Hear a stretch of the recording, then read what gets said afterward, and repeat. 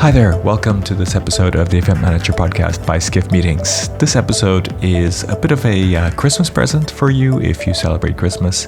It is an interview with Clemi Hardie, the head of pencils at Noodle Live. That is her title, and I'll leave it there. You'll learn more about it if you listen to the episode.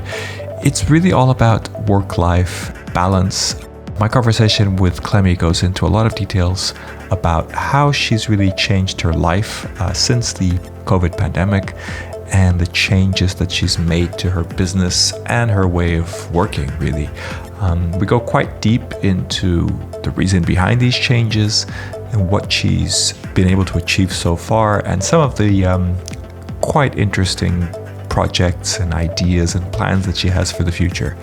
I think this is the perfect episode if you're trying to relax and take a little bit of a break over the winter holidays. I hope you enjoy listening to the podcast. And of course, don't forget to subscribe wherever you get your podcasts.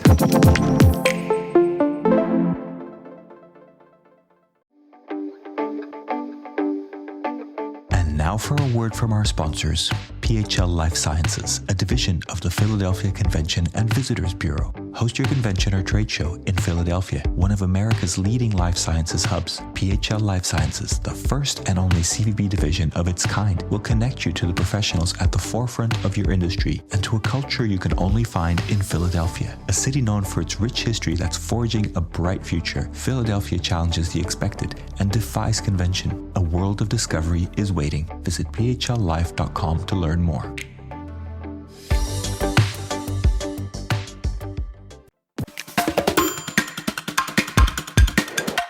Hello, welcome to the Event Manager Podcast by Skiff Meetings. I'm Miguel Neves, Editor-in-Chief of Skiff Meetings, and I am delighted to have on the podcast a guest, somebody I've known for quite a few years, and an expert in event tech and a lot of things around the event industry, Clemi Hardie, the head of pencils at Noodle Live. Now, that is quite a title, Clemi. Shall we start there? Can you dissect that one a little bit for us? And welcome to the show. Oh, thanks, Miguel. I appreciate you having me today. And yeah, there's obviously stationary and unruly area of business, number one. But really, it was when I first started Noodle, I was only 25. I still had a few dreadlocks. It didn't feel like CEO was a particularly appropriate title for myself at that time. So I just, as a joke, put head of pencils on my email footer as I was building the business up, and so many people liked it and commented on it that I just kept it, and it's sort of become a bit of a signature, shall we say. Love it. So tell us a little bit about Noodle and also your kind of journey in the event industry. I mean, you mentioned you started at 25. What were you doing before? And I think an interesting point for me is always, when did you really realize there was this thing called the events industry, and particularly kind of on the business side, that isn't something that, you know, younger people necessarily know that much about. So when did you kind of realize, and what was your journey into it? Sure. So I started my career in online marketing. So I was kind of did on-site and off-site SEO, so helping people with their search rankings, and kind of also doing that kind of first wave of social media marketing consultancy. And this was when that kind of awareness of the importance of data and how it can kind of, you know, feed into so many different areas of business was really kind of becoming more prevalent. And I remember I was doing like a lot of reading at that point of all the kind of major marketing journals and marketing blogs. And I saw this activation that Coca-Cola did, where they basically gave people RFID wristbands, and they were able to like physical objects within an event space. And this just really appealed to me. And I really liked that idea of kind of meshing the kind of online and offline activity. And that was essentially where the idea for Noodle came from. And that's where our platform started, was, providing RFID badges for people to use at events, and basically creating different data touch points within the physical environment of the event. So, you know, that could be checking into a session, picking up a document afterwards, interacting with an exhibitor, viewing a personalized schedule. There's a bunch of different things that we did, like to create experiences linked into the RFID badges. And that was kind of like where the idea started. And then the platform naturally evolved. We kind of started doing just standard badging as well. We had an event app at one point that kind of linked in with the badges so that you could, view your event journey on your own device. And, we were kind of like before the pandemic, we were offering that as a managed service. We were delivering kind of 300 events a year. A lot of kind of like big corporates working on anything up to sort of 15,000 people events. So, wow. And all having RFID badges. That's a lot of RFID tags and badges, etc. Yeah. And, really, like we kind of quickly realized that, where our position was in the market was to be the on-site data capture experts. So, we had people capturing loads of great data pre-event through the kind of pre-reg systems, but, there didn't seem to really be like somebody that was kind of really meeting that brief that well. And so that's kind of what we focused on. And so that was all going very well. And I remember February 2020, Clem being like, "Oh, cute! They cancelled World Book Fair. That's a bit weird. It's not going to be a thing though." And then obviously looking back at that now is, that was definitely not an accurate prediction. I think most of the industry was basically saying that. Or it's like, oh yeah, this will be over in a couple of weeks kind of thing, right? That was the general kind of focus there. Yeah. So, and then I kind of, the pandemic obviously presented us all with a lot of interesting challenges. And but before we go to the pandemic, wanted to kind of so with Noodle Live, do you kind of do everything? Do you tend to normally partner with other tech companies? How does it work? Are you kind of only doing the on-site and then there's possibly other people doing registration or other things? How does that kind of ecosystem, I guess I'm sure it varies, but what is a sort of a typical activation for what you do or what you did before the pandemic? Sure. So we would, before the pandemic, we would obviously provide our customers with use of our platform. And that was, like an admin dashboard with a supporting scanning app. And that's, we would support them pre-event with setting that up, planning where the different touch points should be, kind of really trying to understand what data they were looking to get out of the event so that then we could like consult with them and, suggest the most effective implementation of the platform to capture those required data sets whilst also, improving the attendee experience. And then from that, we would, advise them on, what hardware they needed, what badges they needed. And we at the time had a whole team of project managers who would then coordinate the booking of the hardware, the booking of the on-site staff, and the ordering of the consumables, i.e. the badges that you needed for the event. And then we would pull that together in the on-site delivery. So kind of end to end pre-pandemic. Okay. And can you, I think RFID badges are one of those things that I've seen in action in some shape or form for 10 years, something like that. They don't tend to be at every event. They tend to be only at kind of specific events. Of course, we'd like to see more. But how has that technology kind of evolved over the years? Because I imagine when you started, what it could do was relatively basic, and what it can do now is probably something completely different. Was it sort of like you saw a glimmer of what could be done, and then you sort of went with it and it evolved, or has it been doing the same thing for 10 years? Sure. I guess the premise of RFID is that when you've got a badge who's assigned to a user and you've got a touch point which is set up to do like initiate an action, right? So when I tap here, that touch point knows send this document to this user. The actual kind of RFID readers, i.e. where I would tap my badge, have evolved. So at the beginning, we used to like just use kind of like non-screen based touch points. So you would just have a little noise that indicated that the action had been successful. And then we've kind of evolved that to develop an Android app that was used on our scanners, which was screen based. And this opened up like a whole bunch more kind of branding opportunities and just a generally kind of better user experience, right? So I'm not just tapping to indicate my interest at a booth.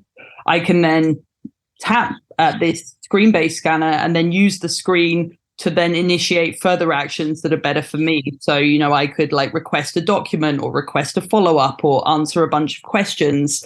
And that obviously enriches the data, but just provides a little bit more kind of of a better experience for me as an attendee. But, the one thing that was always challenging was that whilst this app could be used on Android devices that had NFC readers in them, then like we weren't yet open to the iOS ecosystem. And what's been really exciting in the last couple of years is iOS have actually like opened up the NFC reader to third-party developers. And this is now where we're kind of taking things, is that we're now going to have a bring your own device app that can be used on iOS and Android that can be used to scan RFID badges. So I think that takes down one of the kind of key issues with large scale RFID implementation, where you kind of would have to ship a lot of hardware. Now you can just say, does your phone have Apple Pay or Google Wallet? Great, you can use our scanning app. And, the like cost of hardware, the like actual kind of RFID tags has come down. The like hardware to kind of link those badges is again just getting cheaper and cheaper and more widely available.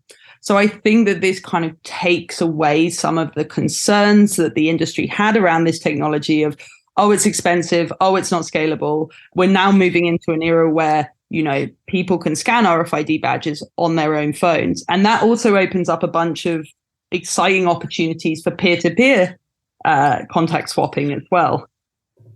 Could you elaborate a little bit what that means in practice? Sure. So, not only could your exhibitors be scanning badges, but you could also have your attendees. And we are planning to kind of release a plugin for third-party event apps that would allow people to scan our badges and then kind of report back on like the peer-to-peer like contacts. So you would, as an attendee, scan another attendee's badge, and that would go into your contact stash. Okay, very interesting. And as you mentioned, kind of that evolution, it feels, and let me know if you think differently, but it feels like something like the tube kind of scanning of RFID, or that kind of more common use of RFID. I know some of the technologies aren't technically RFID, or there's sort of variations, or NFC and that kind of thing, but it feels like those kind of day-to-day uses almost give people permission to feel comfortable with this type of technology at events. Would you agree with that? Yeah, I think that, the contactless scanning is now so prevalent in our everyday lives. Like I pay for something, I go onto the tube. I mean, I haven't done that in a while, but, I remember doing that. And, I think as well, like the pandemic has also kind of accelerated the preference for contactless scanning as well. Like we don't really kind of want to be like necessarily touching as many things. Like people are a little bit more hygiene conscious. And I still think that there's something about the ability to just tap something and something happen that appeals to this kind of almost quite childlike part of everyone. Like, I don't know why people seem to get much more joy from going up to something and going bloop with their badge rather than like a QR code scanner. Like I've never felt particularly like joyful scanning a QR code, but there's something sort of, or like, people are quite like, you go see them interacting with touch points and they get kind of like more excited about it. And I don't know what that is. I think we would like need to get somebody, kind of behavioral psychologist on the case with that one. But I don't know why that is, but it is something I've observed at events.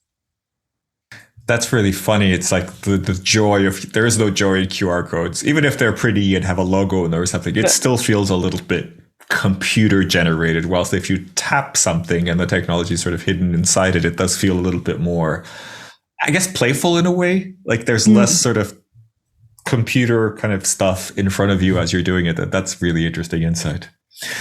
Okay, well, thank you for taking us through that. I know that was a little bit technical, but I think it's really interesting how Noodle Live has evolved and the technology. I think that's really fascinating. So now take us through the pandemic. And I think there was a lot of changes. Obviously, all this technology was really about in-person events, right? And that all changed 2.5 years ago. So take us through a little bit of that process and how you dealt with that. Yeah, I mean, obviously for an on-site technology company, the pandemic was problematic for our business, to say the least. And I think like every CEO of an event tech business in March 2020 had to take a good look at, okay, what are we going to do? Like, how are we going to pivot? And the majority of people obviously decided to pursue virtual events, and that was kind of one response to it.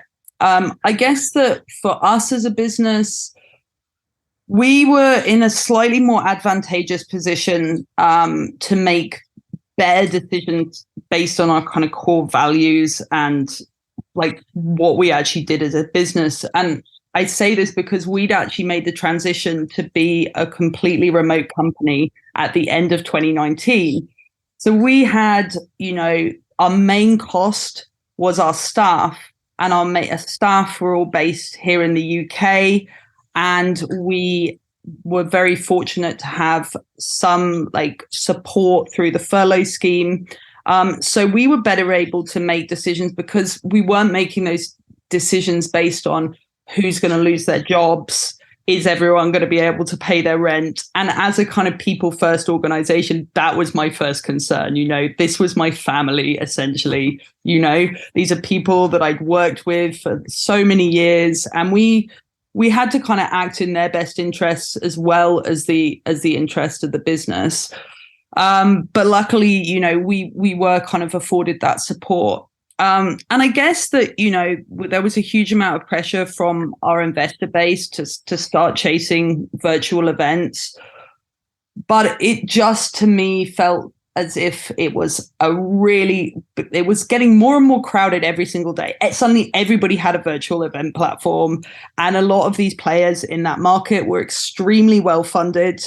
And I just didn't feel that it was going to benefit the future success of the business to start ragging everyone to build an entirely new platform when everybody is feeling just completely, disorientated by the global situation.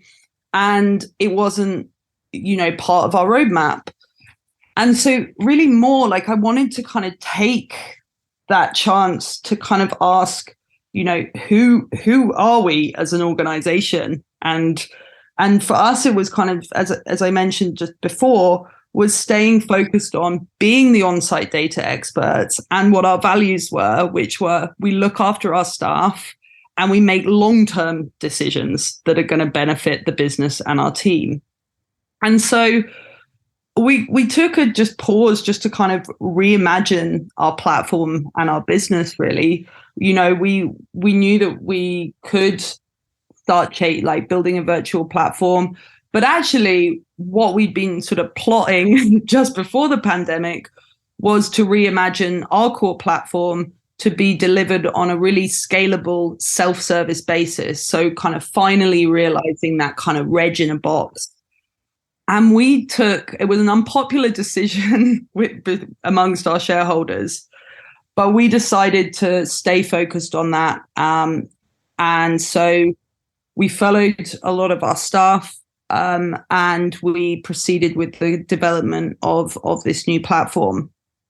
And we also took that opportunity to we're reimagining this platform and looking at how this tech can make our customers' lives better. But then we also looked at how we were running the business and how we can kind of make our staff's lives better. So what processes can be automated here? Where are we wasting time? Where are we basically impacting our staff's work-life balance, essentially? And we can run the business more profitably, right?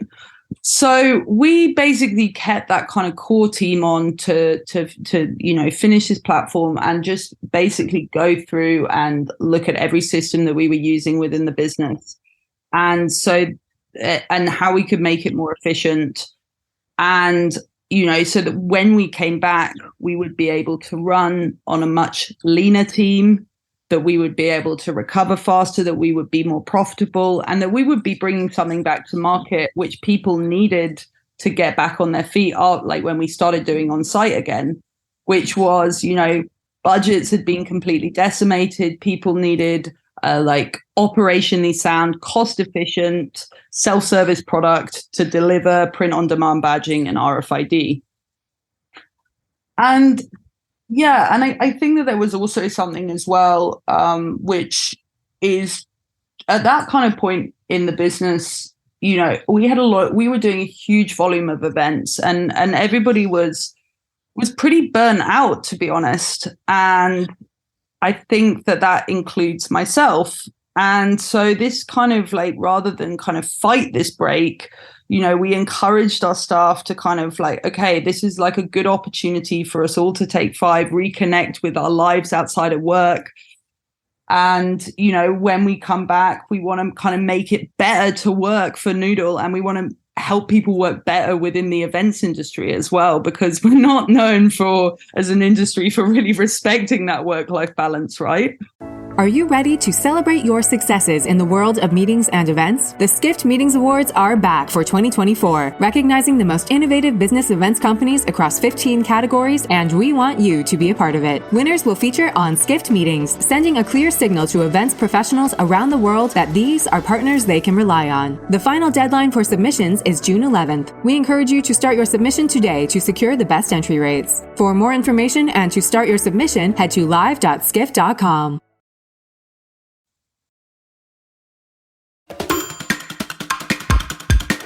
Let me tap into a couple of things you said there. So take me through that boardroom conversation, because it sounds like you had some investors that probably had different ideas.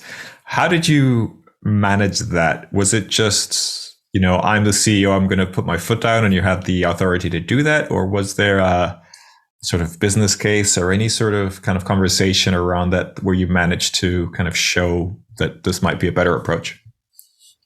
Yeah, I think it's a multi-layered kind of it was a multi-layered conversation. There was, obviously a lot of pressure to kind of proceed with virtual, but then there was, me kind of trying to bring a sense of realism to that conversation around this might go on for a really long time. We've got limited resource. That was going to be my other question, actually. How did you, because, we talked about earlier that so many people were saying, it'll be over in a few months. Did you have the foresight to say, actually, this might not be so quick and we should plan for a different kind of world? I mean, if you did, that's impressive, because I don't think many people had that foresight, right? Most people went to virtual and kind of invested a lot of money in it and had these big predictions. I think that for me, it was too early in the pandemic to be making knee-jerk reactions. And so for me, as I wanted to see the situation develop, I felt that the best way to protect my investors was to see the business through the pandemic, to survive it. And that involved kind of, cutting our cost base, battening down the hatches, and just kind of holding on. And then but staying true to kind of what we did as a business. So in a way, it was sort of also saying, let's do something that actually makes sense if we stay like this, or if this is it, kind of thing, right? Yeah, exactly. Because it was just every 2 minutes, someone else was launching a new virtual platform. And, we did also I didn't go into this just I don't think it's a good idea. I did, mail outs to our customers. I had conversations with them, and a lot of them had already jumped on and signed contracts with the bigger players in that market. And so it just felt that, and they were being quite aggressive commercially as well. So, locking down people into kind of, annual or multi-year contracts. So there just really didn't seem like there was much kind of much commercial opportunity. And also the fact, let's just not forget that we were not experts in virtual events, like, we could have learned that. But I think that there's something that would have kind of damaged our reputation potentially by saying, oh, we know everything there is to know about virtual, when we'd never even run a virtual event. And I felt that there was a lot of people proclaiming to suddenly be experts in this. And that just didn't feel that felt a bit disingenuous. And I think linking back into kind of like that, what was realistic is, I was looking, we had extremely tired teams who would come off a really successful year. I didn't feel personally positioned to drive forward a new product. I'd had just at the end of 2019, I'd had a lot of kind of like difficult personal circumstances. I'd lost my brother during this time. So I'd kind of gone into that year feeling pretty low on resource. And I couldn't really stand there and say, I've got what it takes right now to envision a whole new part of our platform, design it, product manage that, coordinate it, launch it, go out and sell it, because we were like operating on such slim resource. And the question had to be, how are we going to invest that slim resource? And is it going to be in chasing something that already seems quite crowded and like it's not really going to provide us with a return? Or do we stay in the safe zone and work on what we've always done, and all of those projects that we had lined up of like, oh, one day we'll do that, or one day we'll go through all of our customer feedback. Why don't we just this is our opportunity now to go back through that and to strengthen what we actually do as a business? Yeah, well, thank you for sharing that. And obviously very sorry about your brother. And I think you're not the only one that was running on fumes, I think, before the pandemic and throughout the pandemic. And I'm really interested to understand what came out of that, both in terms of the product, but in the way that you organize the organization and how you did that and what your plans are for the future. But let's start with what you changed, both as the organization and the product, and then kind of look ahead. Yeah, sure. I think that when we're kind of faced with really difficult things in our lives, either personally or professionally, or as the pandemic was, that was kind of globally, I think that there is always, there's the initial shock and then the initial depletion. And then there's an opportunity there to kind of look at what that experience has taught us, right? And for me, it was, I need more time to have with my family. I need to have more time outside of work to focus on, like myself and, just my relationships really. And I kind of felt that the best thing I could do kind of coming off the back of that was to look at how we could better run the business to facilitate people having that time really, because it's not just me. Like I had this big life event that kind of gave me this crashing realization, right?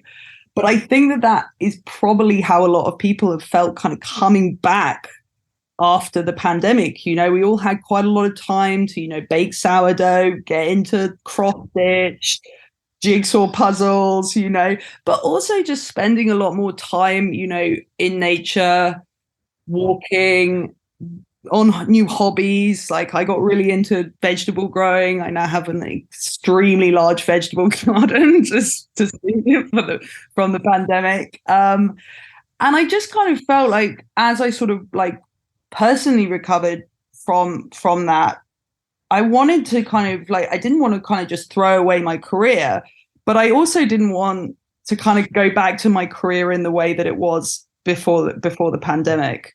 And I felt like a lot of my team were coming to me with the same feedback. They were like, I know I shouldn't be saying this, but I'm really enjoying being furloughed. I've got a lot more time. I'm kind of missing being at work. There was obviously like the initial like, oh my God, the world's falling apart. Oh, I'm getting really into like sourdough. Then I'm actually now getting a bit bored because I've watched the whole of Netflix. So it wasn't like one or the other, right? It wasn't, like I feel like doing nothing isn't going to work for people, but also working 60 hours a week is just not productive. Do you know what I mean? It's like, and a lot of it is stuff that like really should be automated or kind of, we should have systems to manage that because it's those kind of mundane processes that are pushing people into this crazy overtime that's so kind of synonymous with our industry. And I think that that for me kind of gave me a real sense of inspiration of, okay, like I see this on the customer side. They're spending a lot of time setting up like these tech platforms, implementing them, marketing them. It's not particularly efficient. And then on my team side, I see them wasting a lot of time at work, which is like affecting their work-life balance and ultimately not making them as happy as they could be. And that you would see that all over. Like every business within the events industry has, problems with like retaining staff because it's people do burn out, and I've seen it, over and over and time again. And I just felt like we could retain our team, do better for our team, and just be a better business and like have people coming into work who were rested, who felt fulfilled outside of work. And so that kind of just became a bit of a challenge for me. How am I going to make that happen for my customers, and how are we going to make that happen for my team? And it was kind of an interesting challenge. So how did you solve it? What's the solution? What's next? So I think that, from like our product side, like in terms of how that relates to our customers, we really wanted to make it so that you could set up like one of our kind of core goals was I want to be able to set up an event in 10 minutes to run badging, to make it, really efficient and easy. So we kind of, when you create an event in Noodle now, you'll log in. It asks you a bunch of questions. So do you want big badges or small badges? Do you want self-print stations or staff stations? Do you want RFID badges or QR code badges? Do you want like scanners, session scanners or lead capture scanners? And then it will basically take the answers to all of your questions and configure the platform for you. So all of those like little micro settings that usually require a huge kind of like product knowledge overhead to configure, we're taking care of. And then, it would then spit out, you need to order this hardware and these consumables, click here to order them from our partners. And then that would be kind of delivered straight to venue. And then just kind of just looking at, and just being just ruthlessly optimizing the delivery process, and then even going like too many clicks, everything too many clicks. We wanted to like make it as like click efficient to use the platform, but also to make, the actual kind of prep process also just a bit more efficient. So that's one thing that we did, and we've seen the results of that. So our client delivery time, like per project, it has been reduced by over 50%. Which means that obviously we've increased our capacity there as a business, and we're just taking up less time. Like that represents well-being for our customers, right? Because if it was taking 40 hours to work with us on a project before, and now it's taking 20, that's better for their budgets. It's better for their work-life balance. It's better, it's better for kind of everybody involved. And it really wasn't like rocket science. It was just looking at kind of reducing those friction points, but having the time to do that, because that's the challenge when you're like in the trenches delivering events. It's hard to find time to make these like improvements. Yeah, absolutely. I think it's fascinating that kind of taking time off and kind of rethinking things could really also improve the process and the product. But also, I think you talked a little bit about the structure of the company and the different like hiring, management. I think you were hiring for a managing director, and you changed your mind as well. Could you talk a little bit about that and how you're structuring and your plans for the future? Yeah, sure. So I just felt that kind of the role, the place that work should have in our life is like kind of needs to change, right? So, I had this actually during the pandemic. I was like working alongside my dad. I was like staying with them. I can't remember what the situation was, but I was like in his office and I was working kind of next to him.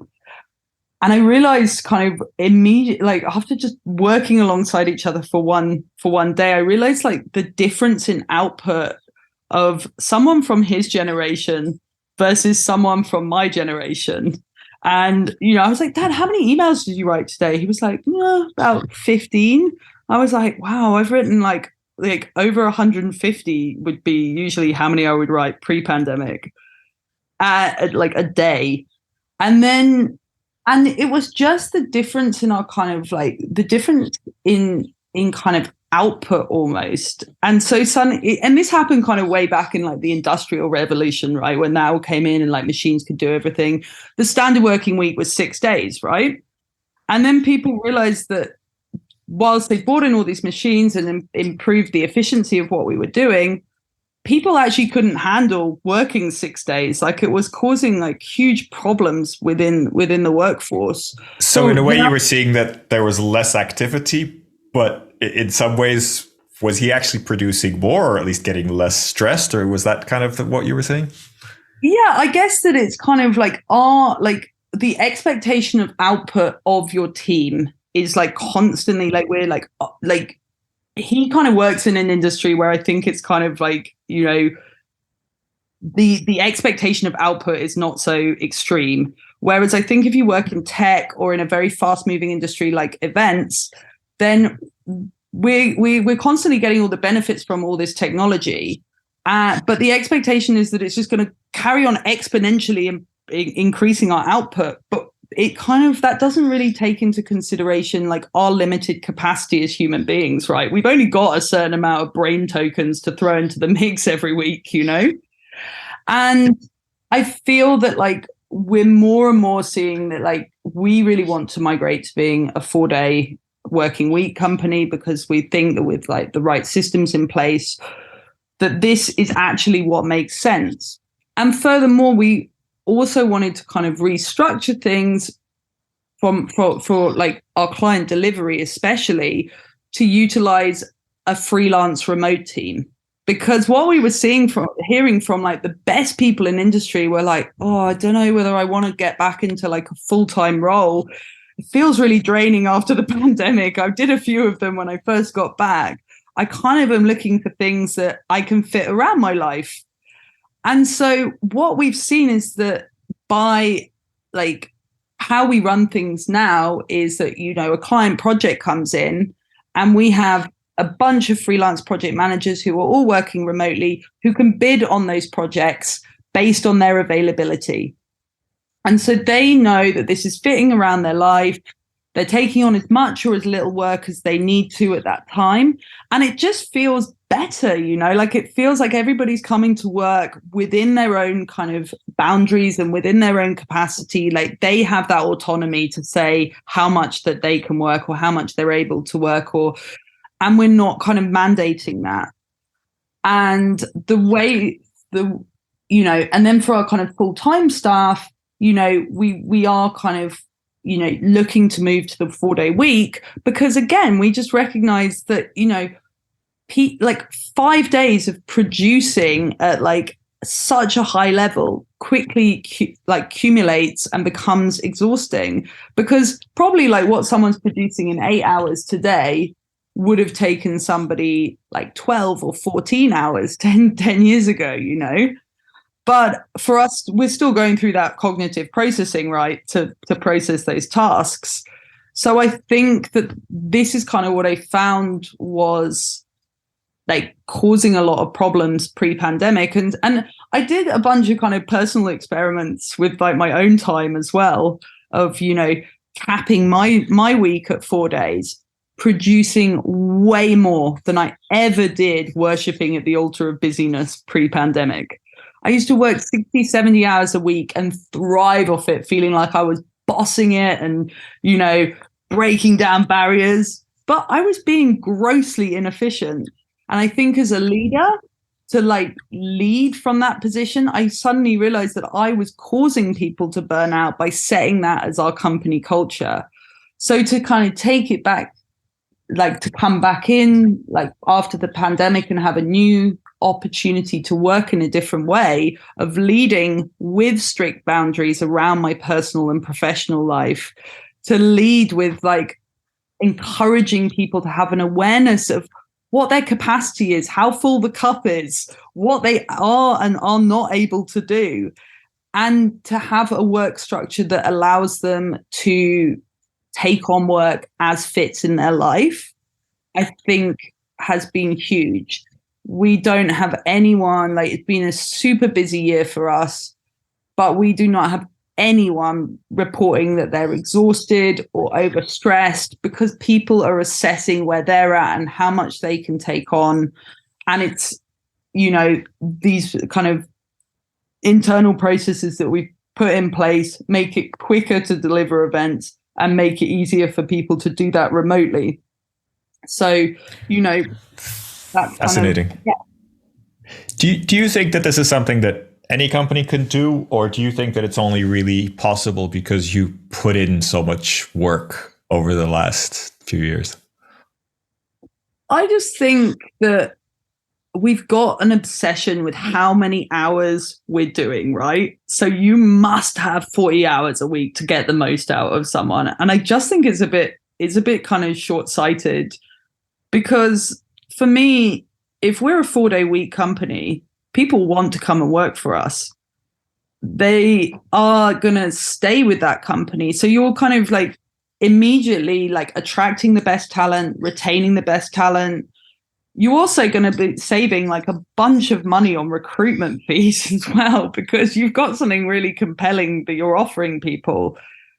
And I think it does take work, but I would say that, you know, like from what I've seen about the internal systems that we've put in place, you know, if I was happy to pay someone, say, 40 grand a year for their 40 hours, and 8 of those hours were spent doing monotonous process that is now taken out of the picture. And that's the stuff that pushes people into just like burnout and just like, you know, poor mental health.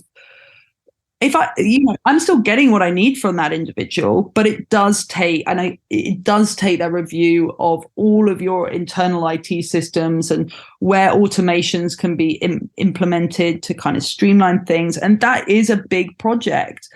So I think that whilst we were able to do that during the pandemic because of the pause that afforded us, I think, you know, it would require dedicated resource and like a really good consultant to kind of to come in and plan and implement that, you know.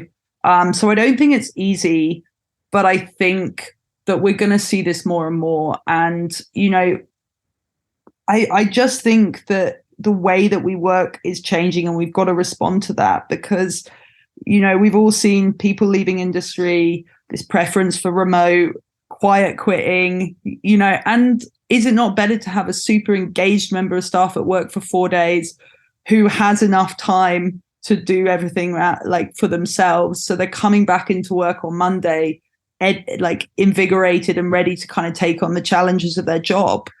And I just feel also as a human being much more comfortable with that, and like that the business isn't just working for our investors, that it's also working for our team, because they're what make it work for our investors. Does that make sense? Absolutely. Invest in your team and invest in the health of your people, and kind of the company runs itself, or the business thrives, right? Or at least has a good chance of doing that.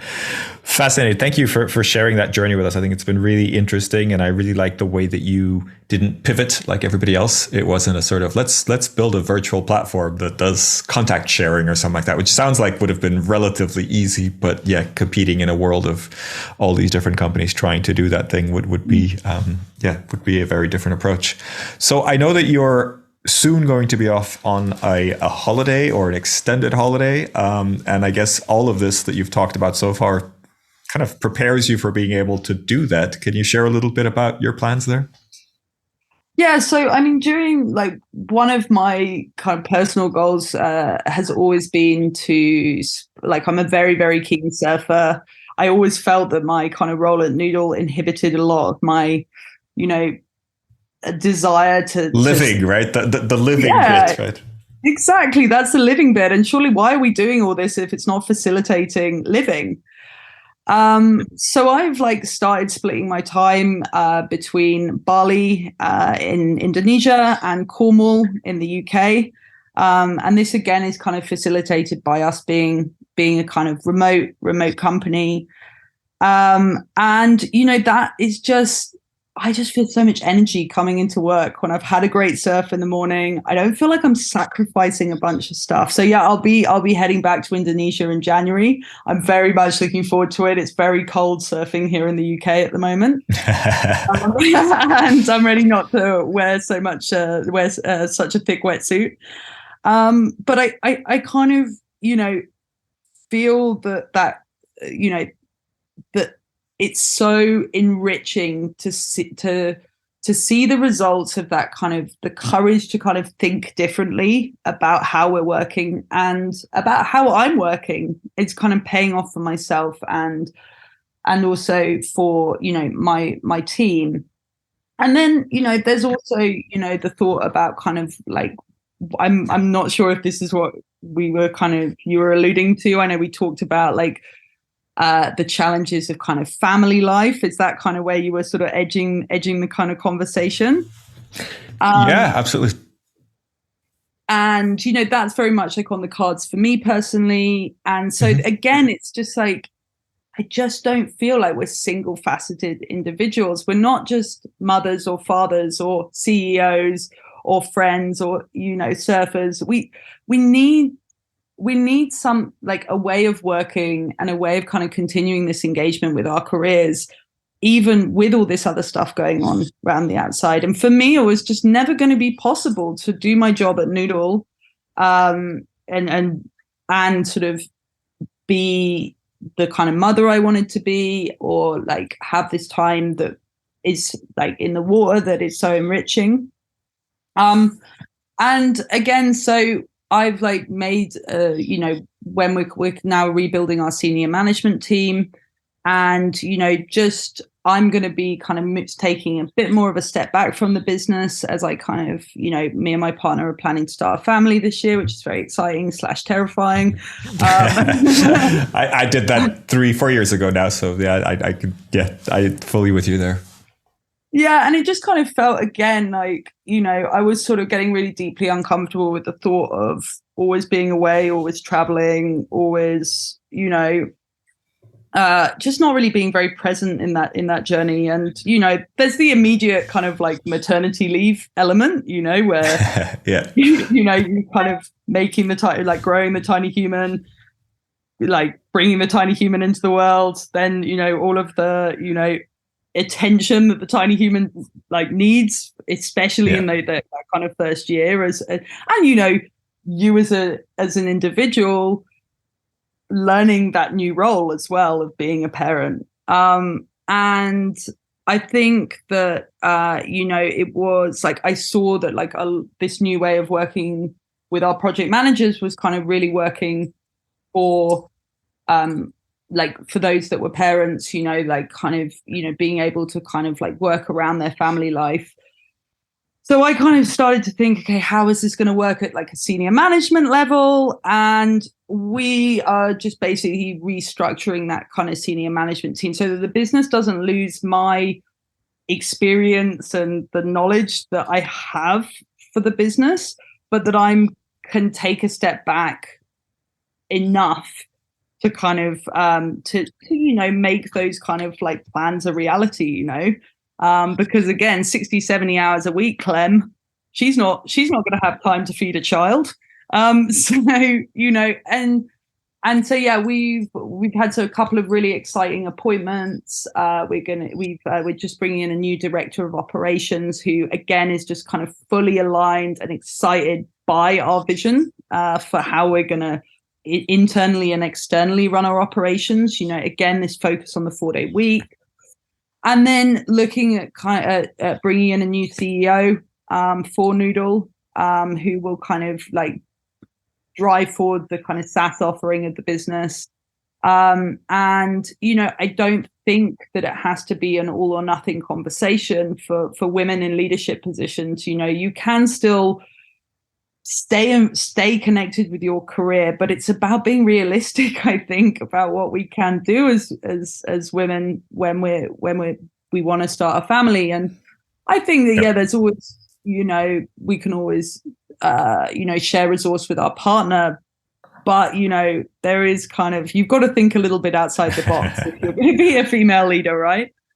Absolutely. Well, thank you for sharing that with us and going so personal. I think this is really inspirational. I think lots of people, I think, are feeling the same thing or feeling something similar, but I don't think many people can figure out how to make it work. And I'm glad to hear that you have and that you can share some of that. And I hope that you consider writing a book, creating a blog. There's a lot of really interesting nuggets here. And I think what may seem simple and easy to you or you've been able to achieve could be really unsurmountable for many other people. So hopefully this helps them kind of realize that there is a different way and different ways of doing things. So I really appreciate you sharing that with us.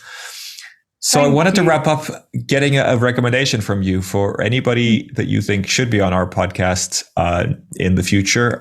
Perhaps somebody who inspired you in finding these solutions and understanding how it is possible to run a company, but having your team feel like, I don't know if work-life balance is a great way to talk about this because it feels like a bit of a cliche phrase, but I guess ultimately it is a work-life balance or a work-family life or personal life balance, right?